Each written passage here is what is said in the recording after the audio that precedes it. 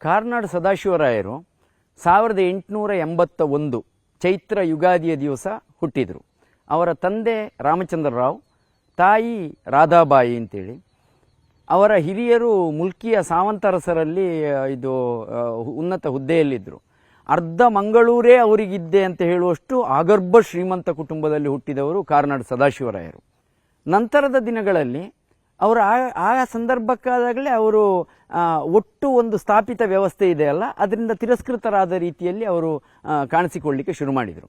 ಆಮೇಲೆ ಅವರ ಪತ್ನಿ ಶಾಂತಾಬಾಯಿಯವರ ಜೊತೆಯಲ್ಲಿ ಸೇರಿ, ಅವರ ಕುಟುಂಬವೂ ಕೂಡ ಇದರಲ್ಲಿ ಸೇರಿಕೊಂಡಿದೆ. ಅವರು ಬಾಲ ವಿಧವೆಯರ ಸಮಸ್ಯೆಯ ನಿವಾರಣೆ, ದಲಿತೋದ್ಧಾರ, ಆನಂತರ ದೇವಸ್ಥಾನಗಳಿಗೆ ದಲಿತರ ಪ್ರವೇಶ, ಇಂಥ ಅನೇಕ ಸಾಮಾಜಿಕ ಚಟುವಟಿಕೆಗಳಲ್ಲಿ ಅವರು ನಿರತರಾದರು ಅಂತ ಹೇಳೋದು.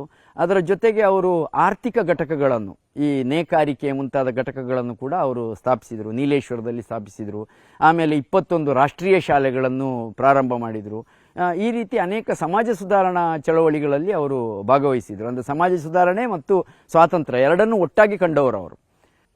ಸ್ವಾತಂತ್ರ್ಯಕ್ಕೆ ಸಂಬಂಧಪಟ್ಟ ಹಾಗೆ ಸತ್ಯಾಗ್ರಹ ನಡವಳಿಯನ್ನು ಮಂಡನೆ ಮಾಡಿದಾಗ ಆ ನಡವಳಿಗೆ ಸಹಿ ಹಾಕಿದ ಇವತ್ತಿನ ಕರ್ನಾಟಕ ಅನ್ನುವ ಈ ಭಾಗದ ಮೊದಲಿಗರು ಕಾರ್ನಾಡ್ ಸದಾಶಿವರಾಯರು. ಹಾಗೆ ಅವರು ಸತ್ಯಾಗ್ರಹ ನಡವಳಿಗೆ ಸಹಿ ಮಾಡಿ ಮತ್ತೆ ಬಂದರು. ಈ ಸ್ವಾತಂತ್ರ್ಯ ಹೋರಾಟಕ್ಕೆ ತೊಡಗಿಕೊಳ್ಳಿಕ್ಕೆ ಶುರು ಮಾಡಿದರು. ಕಾರ್ನಾಡ್ ಸದಾಶಿವರಾಯರು ಯಾಕೆ ಮುಖ್ಯ ಅಂತೇಳಿ ಹೇಳಿದರೆ, ಒಂದು ಸಾಮಾಜಿಕ ಸುಧಾರಣೆ, ಆರ್ಥಿಕ ಸುಧಾರಣೆ, ಶೈಕ್ಷಣಿಕ ಸುಧಾರಣೆ ಮತ್ತು ಸ್ವಾತಂತ್ರ್ಯ ಹೋರಾಟ, ಇದು ಎಲ್ಲವನ್ನೂ ಒಟ್ಟಾಗಿ ತೆಗೆದುಕೊಂಡು ಹೋದಂಥ ಒಬ್ಬ ನಾಯಕ ಅವರು. ಗುರುವಾಯೂರಿನಲ್ಲಿ ಅವರು ದಲಿತರ ಪ್ರವೇಶಕ್ಕಾಗಿ ಹೋರಾಟವನ್ನು ಮಾಡ್ತಾ ಇದ್ದಾಗ ಕಸ್ತೂರ್ಬಾ ಗಾಂಧಿ ಬಂದಿದ್ದರು. ಆವಾಗ ಕಸ್ತೂರ್ಬಾ ಗಾಂಧಿಯವರ ಮೇಲೆ ಹಲ್ಲೆ ಆಗ್ತದೆ. ಅಲ್ಲಿ ಆ ಹಲ್ಲೆಗೆ ಅಂಥದ್ದನ್ನು ಕೂಡ ಇವರು ಎದುರಿಸ್ತಾರೆ.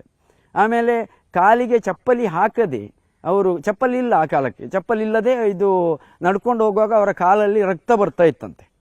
ಒಂದು ಆಗರ್ಭ ಶ್ರೀಮಂತ ಕುಟುಂಬದಲ್ಲಿ ಬಂದ ಮನುಷ್ಯ ಈ ರೀತಿಯಲ್ಲಿ ಒಂದು ತನ್ನನ್ನು ತಾನು ಸಮಾಜಕ್ಕಾಗಿ ಅರ್ಪಿಸಿಕೊಳ್ಳುವಂಥದ್ದಿದೆ ಅಲ್ಲ, ಅದೊಂದು ಮಹತ್ತರವಾದಂಥ ಒಂದು ಸಂದೇಶವನ್ನು ವರ್ತಮಾನಕ್ಕೆ ಕೊಡ್ತದೆ ಅನ್ನೋ ನೆಲೆಯಲ್ಲಿ ಕಾರ್ನಾಡ್ ಸದಾಶಿವರಾಯರು ಮುಖ್ಯರಾಗ್ತಾರೆ. ಮತ್ತು ನಮ್ಮ ಅಭಿವೃದ್ಧಿ ಅನ್ನೋದು ಅದು ಸಮಗ್ರವಾಗಬೇಕೇ ಹೊರತು ಕೇವಲ ರಾಜಕೀಯ ಮಾತ್ರ ಅಲ್ಲ. ರಾಜಕೀಯಾತ್ಮಕ ಅಭಿವೃದ್ಧಿ ಮಾತ್ರ ಸಾಕಾಗುವುದಿಲ್ಲ, ಆರ್ಥಿಕ ಸ್ವಾವಲಂಬನೆಯೂ ಕೂಡ ಮುಖ್ಯ ಅನ್ನುವುದನ್ನು ಅವರು ಸಂದೇಶವನ್ನು ನೀಡಿದವರು.